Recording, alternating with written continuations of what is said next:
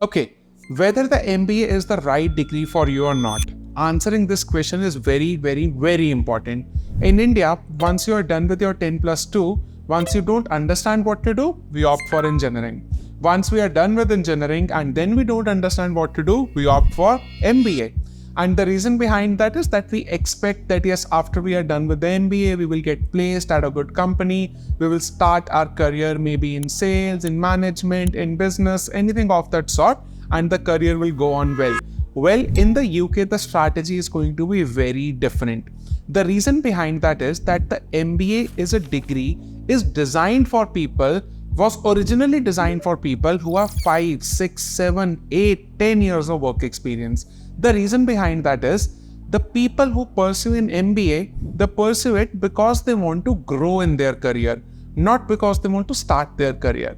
And this is the reason when you will look at the average age of most of the top MBAs in the world, it would be 28, 29, 30, 31, etc.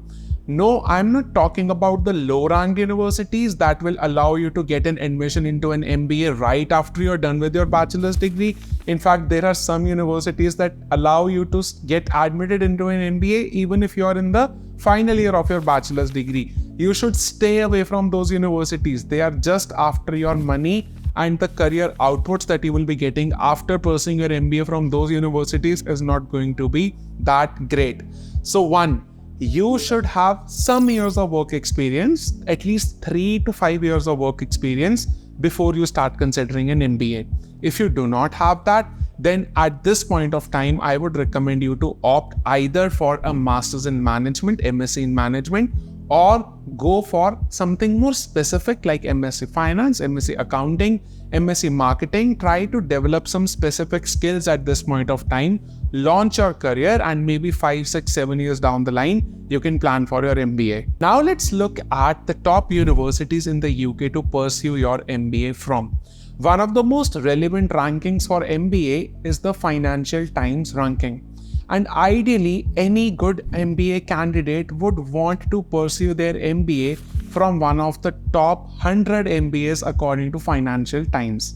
Financial Times ranking is the one that is referred by a lot of recruiters when they want to hire recent MBA graduates for different roles in their companies. The Financial Times ranking is the most reliable one specifically for MBA. Now, in the top 100 universities in the world for MBA, the 10 universities that appear from UK are the following. So I extracted this list, and at the top is the London Business School. Then you have University of Oxford. Then you have the University of Cambridge, Imperial College Business School, University of Manchester's Business School, Warwick Business School, Bayes Business School, Durham University's Business School, Cranfield School of Management, and University of Edinburgh's Business School. These are the top 10 MBAs in the UK according to Financial Times ranking. Your target should be to study at one of them according to your budget, according to your entry criteria, whether you are able to meet it or not, and according to your profile. If I tell you some of the options in these top 10 which are not that competitive and which are not that expensive are actually the Cranfield School of Management, the Bayes Business School, Durham University Business School, and the Warwick Business School. These four are not as expensive as, for example, the Judge Business School at Cambridge or the Imperial College Business School, where the tuition fee can be above 60,000, 70,000 pounds.